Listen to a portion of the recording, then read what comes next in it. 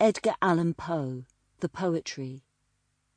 Edgar Allan Poe was born in Boston, Massachusetts, on January 19, 1809, and was orphaned at an early age. Taken in by the Allan family, his education was cut short by lack of money, and he went to the military academy, West Point, where he failed to become an officer. His early literary works were poetic, but he quickly turned to prose.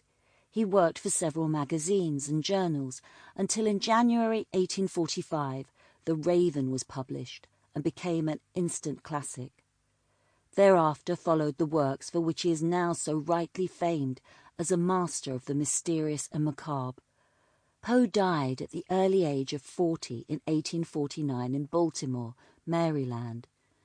In this volume we bring you further examples of his unique poems.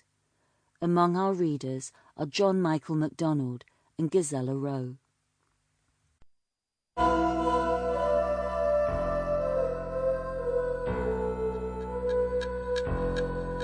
The Raven. Once upon a midnight dreary, while I pondered weak and weary over many a quaint and curious volume of forgotten lore, while I nodded, nearly napping, suddenly there came a tapping, as of someone gently rapping at my chamber door. "'Tis some visitor," I muttered, "tapping at my chamber door. Only this and nothing more."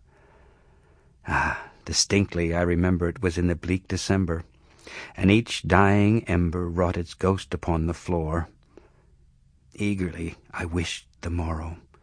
Vainly I had sought to borrow from my book surcease of sorrow, sorrow for the lost Lenore, for the rare and radiant maiden whom the angels name Lenore, nameless here forevermore.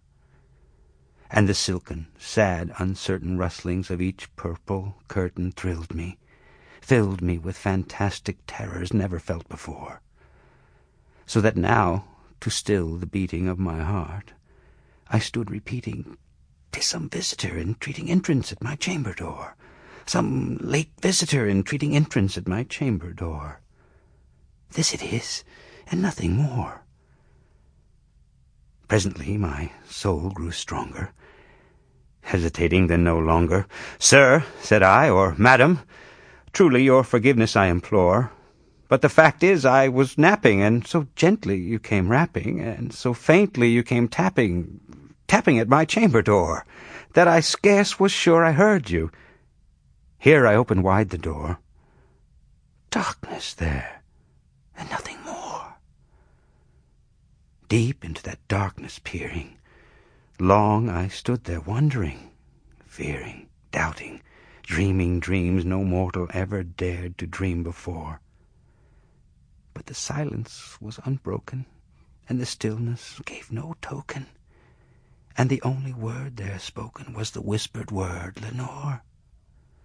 This I whispered, and an echo murmured back the word, Lenore. Merely this, and nothing more. Back into the chamber turning, all my soul within me burning. Soon again I heard a tapping, somewhat louder than before. "Surely," said I, "surely that is something at my window lattice. Let me see, then, what thereat is, and this mystery explore.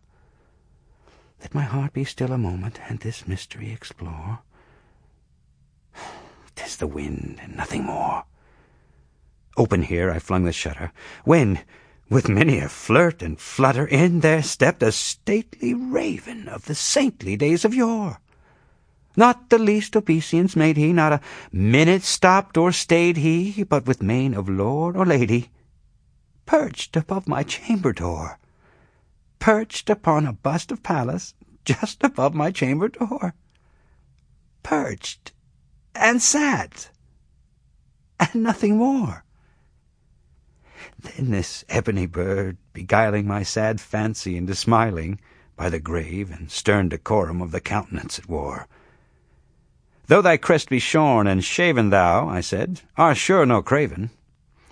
Ghastly, grim, and ancient raven, wandering from the nightly shore, tell me what thy lordly name is on the night's plutonian shore." Quoth the raven, Sample complete.